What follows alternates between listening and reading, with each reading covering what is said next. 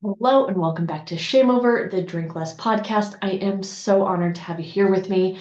You are here because you are probably considering if there's other ways to change habits, especially when it comes to your drinking, besides the black or white, all or nothing mentality. And I'm here to tell you, yes, there is. I will be the first to admit, I know moderation is not for everyone when it comes to alcohol, but for most of us, moderation can exist. And you can find so much more peace and balance when you're able to implement moderation into your life, not only in this area, but in so many other areas, as opposed to that triggering all or nothing mentality. So today is going to be probably a little bit shorter of an episode than we're used to, but I just really wanted to share something personal that I've been thinking a lot about that I know a lot of you out there probably are, especially any women and moms, particularly moms of younger kids, you probably are feeling this too, or just moms in general. So, with that, today is going to be all about self care. I know it's a buzzword, you've heard it everywhere for years, and I think the biggest thing is understanding what self care means to you. Because a lot of times, like if I were to tell you, let's just close our eyes and envision self care, you're maybe going to think about something like getting a massage or a facial or, just relaxing and, I mean, that's what comes to mind for me. That is not the only type of self-care. Yes, it absolutely is. But self-care, in my mind, is what fills your emotional tank, what fills you up so that you can be a better mom, a better partner, a better employee, a better human. So there's a lot of different things with that. If you've ever listened to me before, if you know me, you know I love the PS list. That being said, you may or may not have one. So with the PS list, P is everything that brings you pleasure. S is everything that can be a stress reducer for you. I always recommend coming up with a PS list. Keep it in your phone is my number one recommendation, because when you have it in your phone and you do something on that list, especially before drinking, you are automatically going to rewire your brain. So when you are looking for pleasure or when you're looking for a stress reducer, which typically, yes, moms, that's why a lot of us drink, is it's our off button. It's our, okay, I can finally take a break, take a moment, take a breath, take a beat for a second for myself. But every time that we do that, and alcohol is what we do for ourselves, that's why we crave it. That's why at 5 o'clock or whatever your witching hour time is, you probably start getting that itch that it's like, "Ugh, I need that drink so that I can be done for the day or I can XYZ." So when you come up with your PS list, do this before you have a drink. But all of these items are essentially self-care. So come up with things that make you feel good. Again, when it comes to self-care, think of self-care as pleasure and stress reducers, right? That's kind of what it all is, because self-care is ultimately what's best for our mental health. That is increasing the pleasure, decreasing the stress. And if you take a second to think about it, why do you drink? Most of us drink because we want to feel good. We want the pleasure, we want the taste, we want the buzz, we want the, any of those good sensations. The pleasure, really, it's the dopamine hit. But again, the pleasure, dopamine hit is one of the biggest pleasures that we can have, FYI. Or we're drinking because of that stress release, that the release that we feel like we're getting from it, even though really people argue about this all the time. They're like, but it does de-stress me for a second. It does not. You've trained yourself to let it be that for you, but that is not actually what it is or what it does. So it's typically that dopamine hit that you're getting first from it. That's what helps take the stress away. And then it's the fact that you're actually taking a second for yourself. That is the stress relief. It's not the actual alcohol. So as someone who preaches this all day long, who gets on my clients if they're not taking care of themselves and, practicing their self-care, I am the first one to let it go to the wayside as well. I get it. Again, moms, I hear you, I see you, I feel you. I am you. I had a minor little breakdown yesterday, and I wouldn't necessarily call it a breakdown, but my husband and I, we call it pillow talk. We try to do it every night as we're getting ready for bed. And basically we're just talking about our days, how everything's going, highs, lows, how's parenting, how's, whatever. And I have just been so run down and, we just had Thanksgiving here. So with Thanksgiving, my husband was off all week and he actually leading up to Thanksgiving was some of the most stressed I've ever seen him, which is not typical. In our 11 years together, he doesn't stress, but he was taking over a lot of my duties. So he, I think, maybe got kind of an idea why I do feel like I'm all the time. But it kind of hit me because I got to spend yesterday with one of my best friends. Her neighborhood was doing pictures with Santa. So me and the kiddos drove down there to do pictures with Santa. I had not seen her in months, even though she does not live that far away. It feels like it, but really doesn't. Um, and I was so excited to see her. And I felt like we got very little quality time together because I was so distracted, making sure that there was hot cocoa, so making sure no one's getting burnt or spilled. Hot cocoa was everywhere, yes, of course. Decorating cookies and not wanting to leave this huge mess and all the things. And I just realized here's an opportunity that normally like really fills my cup. And I was just not only so distracted, I was not able to be present. Like even being in a position where my cup would normally get really filled really quickly, I realized I was not able to get there just because it has been so long since I've been consistently, not just once in a while, but consistently taking care of myself. Normally, my me time is going to the gym, which a lot of times that's waking up at 5:30. And unfortunately, sleep is one of the things that I need most. I do not show up as a good person if I do not get enough sleep. So by me working out first thing in the morning takes away from my sleep, obviously. Makes sense, right? So it's kind of like I do one thing for myself that's taking away something else that's good for myself. So yeah, sure, it balances out, but both I need for my mental health. Getting together with girlfriends has always been a big thing for me.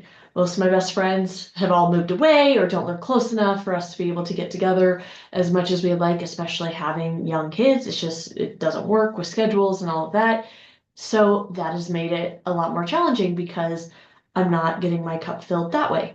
Um, a lot of times, I mean, I used to do massages every single month. I used to get pedicures every single month. I was good at building in these consistent things. Having the realization yesterday that being someone that preaches this, that knows how important it is, but I still failed to do it. I'm just one here being honest, saying like, I get it. I see how easy it is to put us off, but also how much it matters. For me to have my first time in months with my bestie and for it not to be this like, completely cup filling experience just because again, I was too deflated. It's essentially take the car analogy. It doesn't matter if your car's brand spanking new, has never been off the lot, or if it's 10 years old. It's not going to last long if you don't fill it up with gas, if you don't take it in for regular maintenance, right? So the filling up with gas, we're going to have to do a lot more consistently than say the oil changes or the tire rotation or anything like that. So looking at yourself and your life and your mental, physical, emotional health as this car, what do you need to do consistently? What does this look like for you? Excuse me. What do you need to do more monthly or, not as consistently, but maybe it's monthly, maybe it's quarterly, maybe it's once or twice a year. What do you need to do annually? That type thing. Look at it like this and start making a plan for yourself of what that looks like. If you go to shameover.me/bingo, you're going to get access to a free download for a bingo board. I call it Blackout Bingo, baby. So I don't know if you can actually see that. If you're doing Hangover Free Holidays, it is already part of the workbook. But Blackout Bingo, it's a blank board because, one, this is the only blacking out I very much approve of, But I want this board to be a create your own self-care board, right? So this is when I knew it it has been too long since I've focused on this. And, maybe part of it was I got a little cocky because I was so good at, doing things consistently for myself, but I wasn't necessarily being intentional with it, that I got out of the habit. So when I was trying to come up with this list of, the blackout board is 5 times 5, so 25. Minus the free space, so 24 items that you put on there. And it took me a sec to think of that many things that I could do for myself that were easy. And yeah, I do have a massage on there or a facial. And maybe it's my husband giving me a massage, not necessarily having to go get one, although I do have one scheduled, so that was easy to put on there. But what are things that you can do for yourself so that you can do one thing off your board every day? You can do more than one thing on your board, but I would say for Blackout Bingo, just be honest and only check off one box each day. That encourages you to do more things, and most of all, to make this consistent practice. So it's all about showing up and showing up consistently. You can take care of yourself, your car, your whatever, randomly, once a week. It's not going to run well, right? That is why so many times, people ask me, how long will this take? How long until essentially I'm healed? I don't think about alcohol all the time. I don't need to drink every day, or I don't have a problem with binging on weekends, or whatever that looks like. And I remind them, how long have you been drinking? Typically, it's not a day or a week or a year. Typically, it's, oh, I've been drinking for half my life. I've been drinking for a decade. I've been drinking for 40 years, whatever it is. That is a lot of practice. That is a lot of consistently showing up for the booze, consistently showing up where alcohol was a part of that. So it's going to take time to rewire your brain, to rebuild those habits. But the number one thing with that is self-care. It is taking care of yourself and filling up your emotional cup before you fill your physical one. I know it seems easy.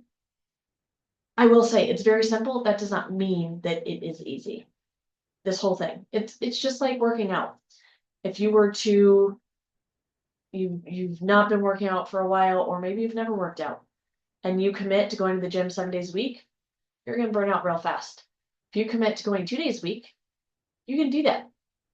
Do 2 days a week for a couple weeks, and then add in a third day, and then maybe go a little bit longer, or add in another day. That's the same thing, the same mentality when it comes to all of this. But if you can do self-care, focusing on yourself every day, especially the month of December where it's already incredibly stressful, there's stuff almost every day of the week, it seems like.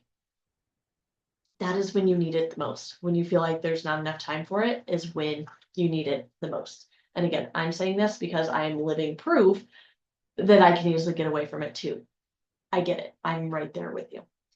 So I also have one of my favorite things I do every year is 12 days of joy. So the 12 days leading up to Christmas, my 12 days of Christmas. That will be coming soon. If you're interested, go to, I don't even know that one is. Hopefully that'll be in the show notes. But 12 Days of Joy is a perfect way to slow down and to be present and thoughtful and intentional. And the best thing is, it can be with yourself, it can be with your kids, or your family, or your friends.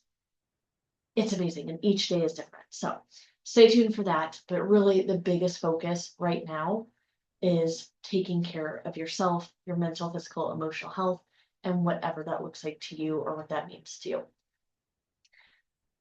As we approach the end of the year, and especially getting into the new year,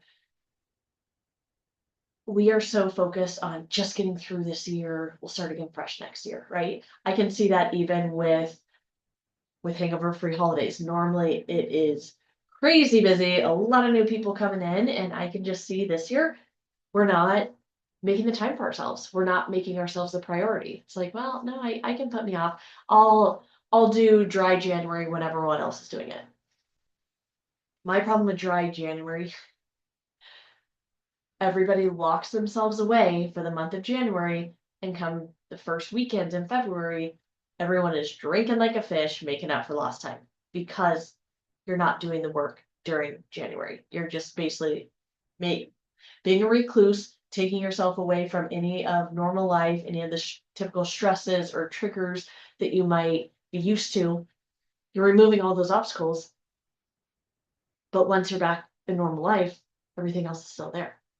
So, how can you set yourself up for success? By really, at the end of the day, how do you want to show up for yourself and for others the rest of this year? And how do you want to start going into the new year? That is, all of this will really help with that understanding. Knowing how your year has been, what you did well, where there's opportunities for growth. Don't look at it in a negative way, like, well, I failed that, I never started that, I never finished that. Da, da, da. We all have that. I mean, even the most successful people, I'm sure, have that. It's the biggest thing is, are you showing up, and are you showing up consistently? If not, I'm guessing you're showing up, just probably not as consistently as you want or need. I know that's me. So I'm here. Let's make that commitment together. How do you want to show up for the rest of this year? And what do you want to bring into the new year? What do you want to take away from this year? What do you want to leave in this year and not take with you next year, right? With that,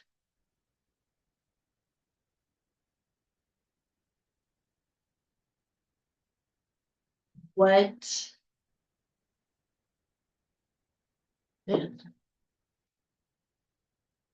what do you owe to yourself? What do you owe to yourself? Not anyone else. You don't owe anything to anyone else. In this moment, what do you owe to yourself?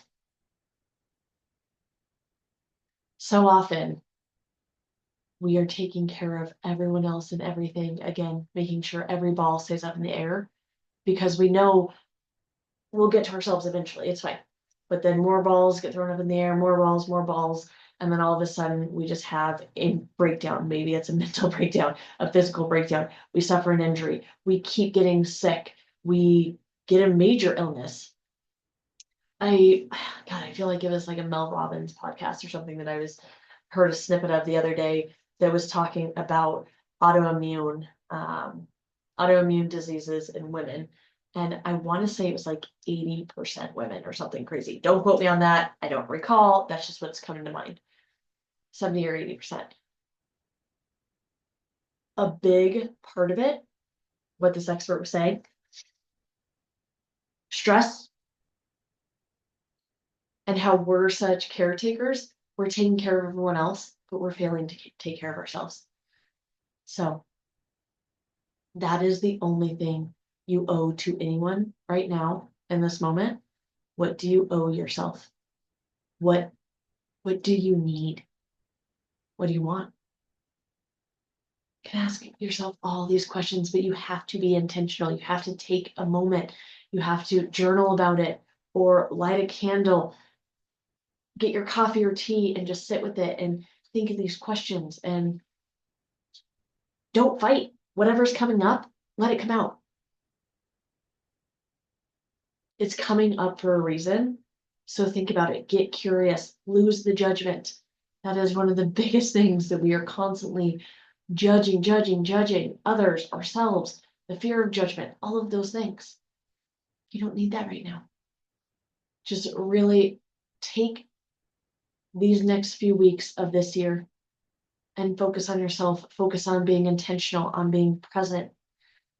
The theme of Hangover Free Holidays, for those of you not participating, is sparkle and simplify. So every day you're supposed to do something that simplifies. So that's basically moderation. And then something that adds sparkle. So that is being present, being joyful, doing an act of kindness, doing something intentional, doing something for yourself. So with that, I want to extend to you all the love and support and compassion and grace that you need, that I need, that we need to give others. But most of all, making that time for ourselves, literally, even if it is 2 minutes a day. If you are having a drink every day, you have time for this. I guarantee you that. If you have time to get a drink, even if you grab a drink and you're drinking it while you're working on your computer or as you're watching Netflix or whatever, you have time for this. And this is also, I like verbal therapy. I think out loud. I have time for this, even if I'm not making it. How can it be intentional time that we have for ourselves when it doesn't matter, all the balls in the air, they're going to stay up there. Let's be real. If they fall, it's not because we took 2 minutes for ourselves. It's not because we took 30 minutes for ourselves. So come up with your list, participate in Blackout Bingo. If you need some inspiration, some of the things on mine, go to bed early, mindful coffee, box breathing, girls' night, yoga, stretch, write, gratitude, act of kindness, unplug for a few hours, nap. Oh, yeah. So there you go. With that, I really hope that you can slow down and just savor the rest of this year before we go into another new year. And most of all, that you can really sip and savor this holiday season. Drinking typically increases across the board 30% during the holidays. So even if you just maintain your drinking instead of increasing, that's going to be a win in itself. But there are ways to decrease. So if you're looking for tips on that or anything, check out previous episodes. You can always connect with me at Lose the Hangover or at shameover.me if you're looking for the website. Besides that, I really, really hope that you take time for yourself every day. And I'm going to be doing it too. So we can do this together. Please feel free, again, at Lose the Hangover. If you want to follow me, I will follow you back. We can, I guess I should have come up with, maybe let's just hashtag ShameOver. If you're going to participate in this, hashtag ShameOver. Would love to see what you guys are doing. And if you do message me, slide into my DMs, I do reply. So it might take a second, but I do reply. So with that, take time for yourself. Show yourself some love and grace, and most of all, just slow down. So, with that, please, the only way I can grow and continue helping people is if you like, share, save, anything, any of this. You guys know the drill. So, apparently, we're supposed to say it. There you go. Besides that, cheers to you all. Happy holidays. Don't forget, you deserve it. You're worth it. Your future self thanks you. Cheers.